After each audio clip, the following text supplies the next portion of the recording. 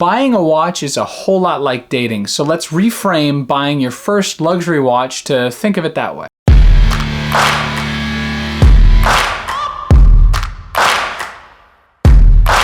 Welcome to Wrist Swap, I'm Harrison. This is a video I've kind of wanted to do for a long time because I've found kind of this parallel in how I think about watches and how I used to think about dating. I'm now happily married, but I think some of the principles are interesting and kind of funny to associate between the two.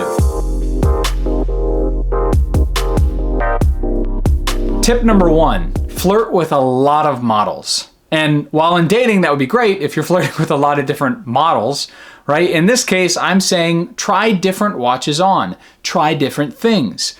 What you don't want to do is tell yourself I'm interested in this specific type of watch and not give yourself the opportunity to see all these other things. You could miss out on this watch made in Italy that is fantastic, like a Panerai, just because you'd say it's too big and you look at the specs, right? Give yourself the opportunity to be open to whatever comes your way or whatever you find. When you're walking into a jewelry store, let yourself be open to whatever watch that catches your interest, and then take the opportunity to get to know more about it and be interested in that in your period of time. Tip number two, give yourself time. You're not trying to rush this process. Just like if you're trying to find someone that you want to marry, you don't need to rush through it, right? A lot of times people are interested in watches and then they gotta have it, right? Or the money's just burning a hole in their pocket. And that's not the goal. The goal is to say, hey, I'm interested in getting a dive watch, right? I plan on wearing this dive watch for the next 3 years, or I plan on keeping it for the rest of my life. Especially if it's the latter one, then take your time. If you get it 2 years from now, but you keep it for the next 50, then great, right? Who cares about that first 2 years? You had it for 50 years, right? So just think about that and try and reframe your mind around that. I know people are frustrated with waiting lists, but if you have a goal and you have a watch you know you're gonna keep for the rest of your life, don't rush it. Just pause, take your time, think about it, and then make the decision. Tip number three, be honest with yourself and with the sales associate. That's obviously important in a relationship, and be honest with the sales associate. Because the watches, you can't talk to them and tell them how you're feeling. You can tell the sales associate. If you say, I don't really like this piece, that's fine. Maybe that sales associate's gonna help you find a piece that's better. If you're there just to try things on because you're interested and you're kind of exploring things, be honest with them about that. Say, I'm just in here just to look at some pieces. I want to get a piece in the next couple months. This is kind of the thing I'm interested in buying. This is my general price range, but show me what you have. Give me some idea if I'm wrong or if I'm interested in something else. Again, be open, be honest with yourself and with them.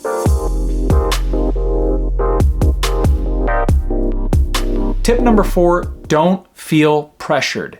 You don't have to buy something. Just because you're in a jewelry store doesn't mean you have to buy something. So a good parallel, if you buy a drink for a girl, that girl doesn't have to go home with you. Just because you go into a jewelry store and you're looking at watches, you don't have to buy the watch. Just because that sales associate wants to make the purchase, because they probably want a commission, doesn't mean you have to do it. You're not gonna make them angry. Most of the people that go in there probably don't purchase anything. I can say from my experience in sales, I go into people's homes and talk to them about buying something in their home, and I sell 30 to 40% of those, right? So that means 70% of the people I see in their home for about an hour and a half say no at the end of the day. Be okay with saying no and don't feel pressured. The worst thing you can do is go in there and be uncomfortable and just not really have a good experience. Right? If you go in there and you feel uncomfortable like I did early on, then you're gonna look at a couple watches and then you're gonna run, right? Just take your time, hang out, be interested, take some champagne if they're offering it, talk to them about watches. You're not obligated to do anything.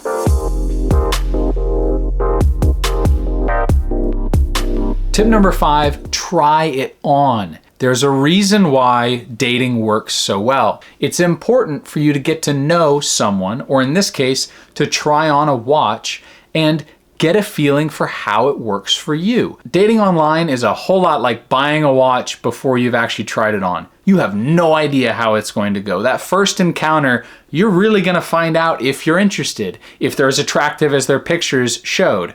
It's the same thing. When you're trying a watch on, you need to see what it looks like in person. You could have a totally different impression than by looking at pictures online. So make sure you do that. You want to know what that looks like before you put your money forward. So please try it on. My best example is I went into an AD and I tried on a Rolex Explorer 2 because I thought I wanted the new version of it. And the 42mm case I was a little worried about, and man did it wear big. It was not the right fit for me. I have 170mm wrists. It was not the right fit, but that told me the 40mm Explorer 2 is more my speed. You don't want to just buy the watch off of pictures and videos from people like me.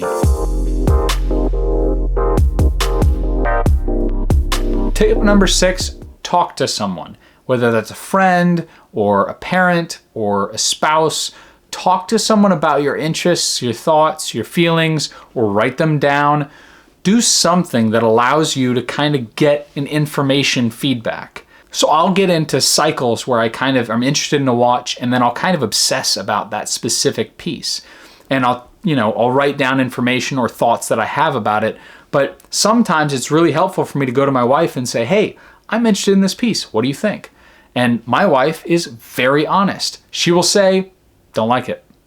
And she'll just tell me that, right? Now, it may hurt my thoughts about the watch, or it may not do anything, right? Or she may change her mind. I've had that happen a few times. So just talk to someone. Say things that you're interested in, get some feedback, get some ideas, bounce some ideas off one another. It's really important that you do that, I think, at least for me, especially like dating, where you want to make sure that you have a feedback loop of information and you get an outside perspective. Tip number 7, don't go into debt. It's just like dating. You don't need to go to a very fancy restaurant and spend hundreds of dollars on dinner if you don't have hundreds of dollars to spend on dinner, right? It's the same thing with watches. You don't need to go into debt on these things. You can take your time. Maybe at some other point in your life, you could buy that watch that you really want, or maybe you need to just save up for it, right? It's really important that you just pace yourself. Give yourself time. Don't go into debt. I know that a lot of people are also interested in 0% interest rate loans. You could do that on a watch. It spreads it out. But I would only suggest that if you have the money to be able to buy it as well. Don't, in my opinion, stretch yourself just to make those monthly payments, but have the money back up in case you want to pay it all off at once, or just in case, right? You should have the money in the background.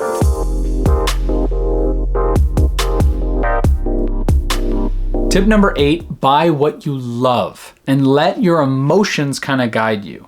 We don't date using a list of qualifications like a resume. It's not getting a job. You want to be interested in someone because of how they make you feel, both about yourself and about the other person. It's the same thing about watches, right? These things are emotional in a lot of ways, right? We, especially as watch enthusiasts, are interested in them because when you put it on, it makes you feel a certain way, or you remember a certain story, or you look at it and it makes you think that it's beautiful. Either you're appreciating the design of the watch or the beauty, or it makes you feel a certain way about yourself, more confident or more happy or more social. It doesn't matter. Everyone has different reactions, but the point is to let your emotions help you pick which watch works, and not just like a list or a spreadsheet or looking at different qualifications for different watches, case sizes and thicknesses and all that sort of thing. Every single time I have made a purchase because of that, or because it's a good value for money, and I keep telling myself that, I never keep it. The watches that I buy because I love the look of them and they just make me feel a certain way are the watches that I keep. And I think that that's important. I flipped and lost money on probably, 35 or 40 watches at this point. I made some money on some, I've lost money on more. And a lot of those watches I flipped because I liked things, or I liked elements or specifications, and they didn't end up sticking there because I didn't have that emotional connection. So buy the watches that you love.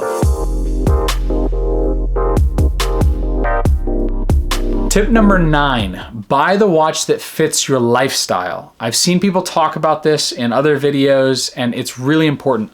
Obviously the same thing for dating. If you're someone that likes hiking and you're with someone who hates hiking and wants to go to a fashion mall every 2 days and likes spending money on really nice things, that's fine, right? But you may not be the right fit for one another. It's the same thing with a watch. If you're someone like myself where I'm in and out of construction sites and I'm in warehouses all the time, I can't buy a JLC Duo Face Reverso, wear it into work, and expect people not to look at me strange for wearing a dress watch with a polo and jeans, but also that watch is not going to wear that well there. It's not going to withstand the kind of things that I'm going to do to it. It's not going to be the best fit for, attaching boards together or cutting aluminum. It's just not the right watch for the job. As much as you may like a design of a watch, if it doesn't fit your lifestyle, it's still not the right watch. I wore an Orient Bambino back when I worked at Amazon as a manager. I wore an Orient Bambino into the warehouse, moving boxes and pallets, and it was it didn't last very long. So just try and do that. Try and wear the watch that fits your lifestyle.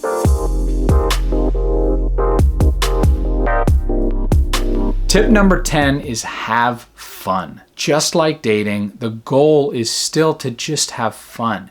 Enjoy it. And it's the same thing with watches. And I've fallen into this as well, especially when you're looking at all these different watches and you're shopping around a little bit.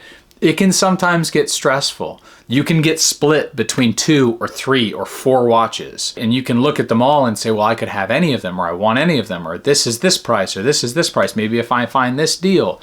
It's easy sometimes to get stressed out about buying this sort of thing. Even just putting the money forward can be stressful. My suggestion would be to make it a fun process, especially if you're buying your first luxury watch. You want to have fun with it, because you're going to remember that experience. It's going to be the one that kind of sticks in your head. At least for me, it's the one that sticks in my head the most. This is just behind it, but I still remember unpacking my Explorer. I still remember going to the house and paying with a credit card. I still remember accepting the offer in the back of the warehouse. I remember all those things, right? So have fun with the process. If you're not having fun, you might as well stop and then get yourself in the frame of mind and start again. But if you're not having fun, if you're just being stressed out, don't buy anything. These are meant to be fun. They're meant to be an enjoyable hobby, not a stressful one. Do me a favor and subscribe. Drop a comment below of other tips. I'm interested to see who else has ideas of a watch tip